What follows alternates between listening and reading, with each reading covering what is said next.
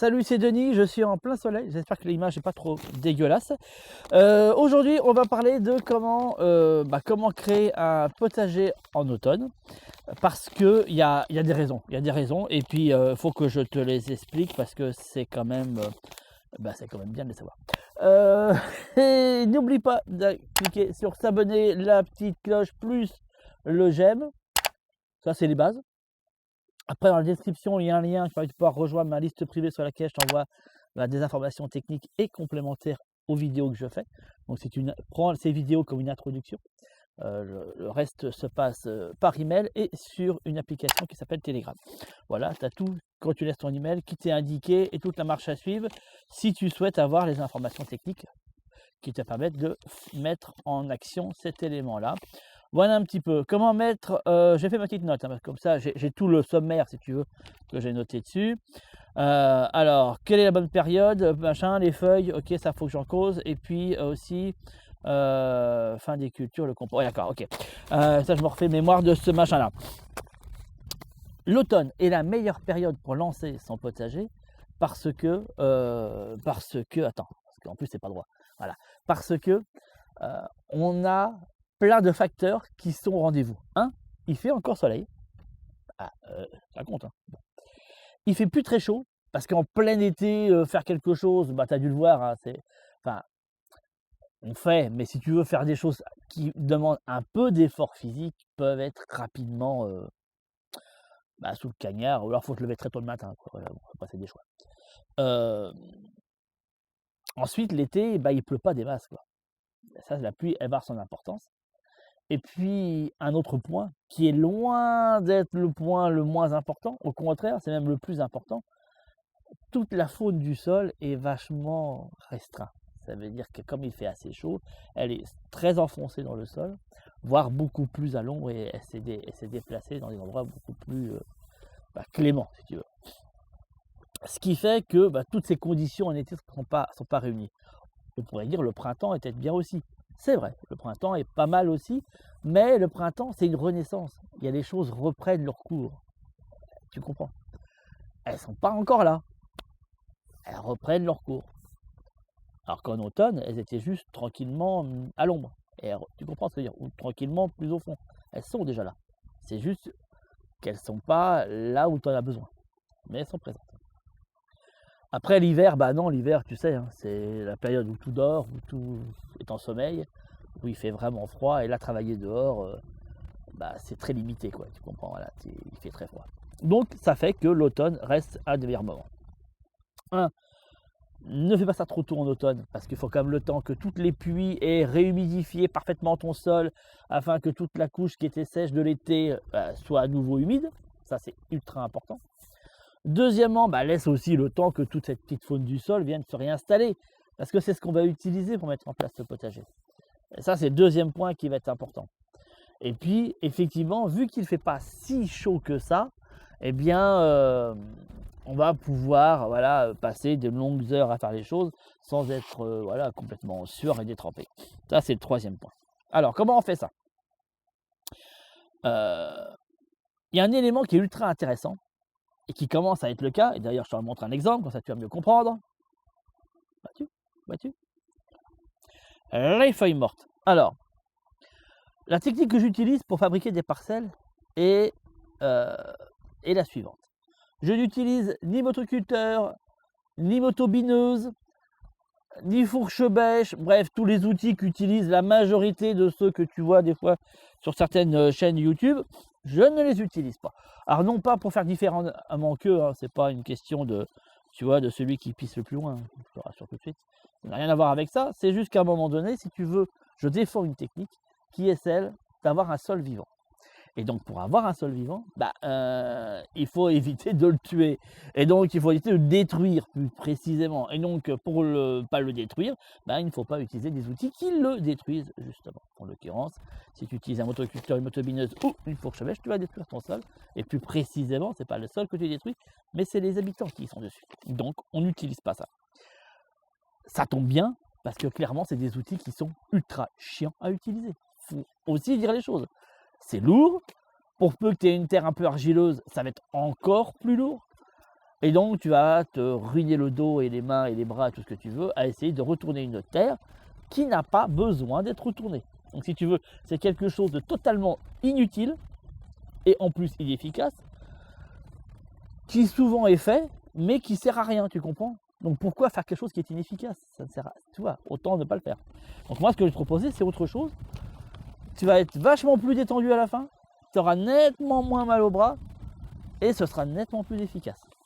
Et tu auras des cultures qui vont pouvoir passer en plus directement en plantation. Pas tout de suite, mais par la suite. Oui, parce que tout de suite, tu as l'hiver qui arrive. Il n'y a pas intérêt de mettre, tu comprends, des cultures en place alors que l'hiver arrive. C'est un peu foutu. Il fallait faire ça en fin d'été. Mais là, l'automne, à part si c'est vraiment une région très préservée au niveau du froid. Mais bon, sinon, c'est fichu. Donc, on va utiliser, tu vois, plus en train de le voir. Moi, j'ai mis des arbres qui sont tout autour. J'ai des arbres fruitiers aussi. Ce qui fait que les feuilles tombent directement sur les parcelles. Tu vois, j'en ai là, j'en ai là, tu vois. Mais j'ai pas que ça. Attends, je t'en trouve. Parce que j'ai aussi des... Purée, j'en ai partout et j'en ai pas à côté de moi. Attends. Voilà, je l'ai. Mais tu as aussi des petites brindilles. Tu vois, j'en ai là. J'en ai là. Qui tombent des arbres. Normal, c'est le bois mort. Tout ça a son importance. C'est la partie carbonée, c'est la partie brune qui va nous permettre de fabriquer nos parcelles. Ça, on en a besoin.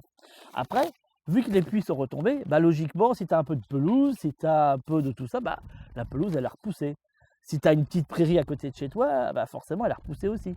Et ça, utilise ces plantes comme des plantes sauvages. Tu vois, là, j'ai quoi là? Tiens, j'ai du pissenlit, voilà, j'ai ça, voilà, j'ai du vert comme ça, tu vois. Donc ça, c'est pareil, ça, on va l'utiliser. C'est du vert et ça, on l'utilise, d'accord? Donc fais-toi une bonne couche, une bonne réserve d'éléments bruns, d'accord? Carbonés, comme ça, du bois, des feuilles, et puis, bien sûr, de la paille aussi, tu vois, voilà, de tout ça. Alors bien sûr, le bois, attends, je te montre, l'épaisseur maximum, c'est ça, et la longueur maximum, ça va être ça. Je pense que tu le vois, voilà. Une branche comme ça, tu oublies, c'est trop grand. Moi, je les recoupe, tu vois. Ah, mes notes! Oui, un problème de l'automne, c'est qu'il y a aussi du vent. Là, tu ne peux pas y couper, malheureusement. Donc, tu vois, je coupe un petit peu de manière à ce que ça se décompose. Oui, parce que l'objectif, c'est que ça se décompose. Bon, ça se décompose nettement mieux. Donc, ça, on va l'utiliser. Fais un tas de choses comme ça, sèches, brunes, et fais un tas. Mais quand tu commences à le faire, il faut l'utiliser rapidement dans la journée. De choses plus vertes, comme des plantes sauvages que tu aurais coupées, ta pelouse que tu as coupée. Mais fais vraiment un mélange, pas que de la pelouse. Tu as compris, là c'est pareil, là je fais des feuilles mortes avec des branchages, avec de la paille. Tu comprends, c'est un mélange. Essaie d'avoir au moins 3, c'est l'idéal, 3 matières différentes dans chacune des catégories. Que ce soit en matière brune ou en matière verte. Là tu auras un vrai mélange, bien homogène, bien diversifié, et qui te donnera une bonne qualité. D'accord? Et ça, tu prends après, regarde, tu vois, là, j'ai les feuilles qui tombent encore. Voilà, c'est pas des feuilles, c'est des trucs, des tuyas là. Mais tu prends du cordage, tu prends des bâtons, et puis tu vas décider tes parcelles avec. Donc corde, bâton, tu décides tes parcelles, ça peut être des rectangles, ça peut être des carrés, ça peut être des ronds, ça peut être ce que tu as envie, d'accord? Et tout ce que tu as à faire, c'est que tu vas prendre ta matière qui est brune et sèche, et tu fais une bonne couche de 5 cm comme ça, que tu poses, enlève rien. S'il y a de la pelouse, tu laisses la pelouse. S'il y a de la prairie, tu tombes, mais où tu passes une débroussailleuse s'il y a besoin. Faut que voilà, ce soit au ras du sol. Mais pas la peine d'enlever. Au ras du sol, d'accord? Voilà. T'enlèves rien. Juste au ras du sol. Et tu poses une bonne couche 5 cm de matière brune, voilà, comme ça, sèche. Après, tu prends tes matières vertes. Tu refais 5 cm, d'accord? Et tu vas les refaire une couche de compost. Faut que tu aies du compost. Et tu remets de la paille pure comme ça, dessus. Ou du foin. Et tu laisses comme ça. Tu savais un peu? C'est pas magique ça, quelque part. Tu peux même te faire aider par les enfants. Les enfants peuvent le faire avec toi.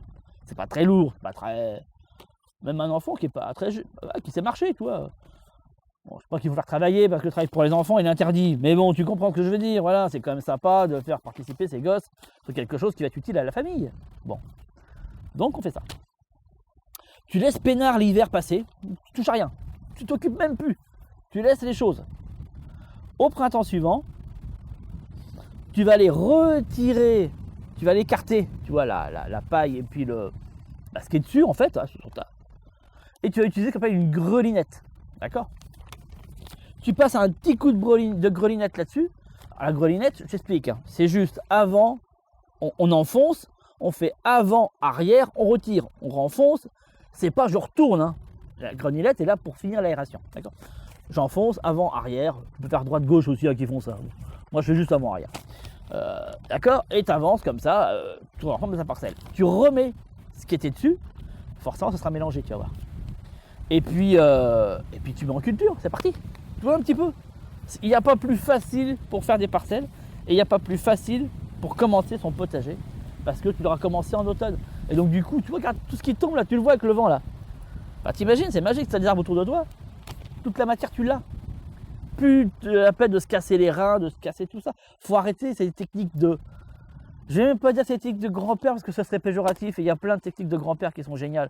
Mais ça, c'est des techniques archaïques. Enfin, je sais pas. Je sais même pas quel nom on pourrait leur donner. C'est retourner la terre, tout ça, c'est fini. Faut arrêter de proposer ça, quoi. Ce n'est plus la peine, d'accord? Alors, si tu n'as pas de compost, je t'explique. Parce que là, tu es en train de me faire dans les commentaires, j'ai pas de compost. Donc, déjà, tu peux effacer la phrase parce que je vais te répondre. Si tu n'as pas de compost, tu utilises tout ce qui est épluchure de cuisine et fan de légumes ou légumes un peu blettes. Si tu n'en as pas, va chez ce qu'on appelle un maraîcher ou un primeur, tu vois, ou un magasin qui serait la gentillesse de te donner des légumes qui sont un peu pourris, qui sont devenus invendables. Ça, tu les coupes, tu les tranches et tu les mets, pareil, sur 5 cm à la place. Enfin, tu mets quand même plus. Hein. Moi, je mettrais au moins 15 cm facile. Excuse-moi. 15-20 cm facile à la place du compost. D'accord? Et à la place du compost. Et après, tu continues la même couche que je t'ai expliqué après. Et ça fera la même chose à la fin. Tu auras tout décomposé aussi. Tu comprends un petit peu. Donc, le moment où tu passes à grelinette, fais ça début mars. Pas avant, c'est pas utile. Début, voire mi-mars. Tu vois un petit peu dans ces eaux-là. Le temps que la faune se réveille, que tout se remette en bringue et que la décomposition continue son petit travail. Pendant l'hiver, il ne se passera pas grand-chose. Hein. T'attends pas à des miracles pendant l'hiver. Ça va stagner et ça reprend, mais très rapidement. C'est exponentiel au printemps. Comment ça reprend. Voilà un petit peu. Et puis, comment te dire, dès que le mois d'avril commence, tu embrayes sur tes cultures, d'accord? Tu embrayes le machin. Après, il y a des techniques pour cultiver du primeur en fin d'hiver. Je ferai une vidéo spécifique en temps et en heure, le moment opportun, où je t'expliquerai comment on fait pour mettre des cultures primeurs. Là, voilà, tu fais des cultures de printemps, tu commences comme tout le monde avec des radis 18 jours, et puis j'ai envie de te dire, de la cœur de chêne, là, voilà, la salade de laitue cœur de chêne, et puis c'est bon, voilà, tu ne te casses pas la tête. Hein. Tu commences avec ça, tu mettras des petites tomates cerises au printemps. La première année, tu fais simple, hein. Et puis tu enchaîneras les complexités, les difficultés par la suite. On commence simple au début, hein. Radis, voilà, laitue, tomates, tu peux essayer courgettes, c'est simple, les courgettes, c'est pas trop compliqué. Voilà, mais des fraises aussi, c'est sympa les fraises, voilà, tout le monde aime bien, et puis c'est facile à cultiver. Et puis après, on va augmenter un peu la difficulté, on va monter crescendo. Ok? Voilà, c'est tout ce qu'on a à faire. Tu me fais des retours, tu me dis ce que tu en penses, tu me dis comment tu as fait, machin, et puis on avance. Ciao, ciao, à la prochaine.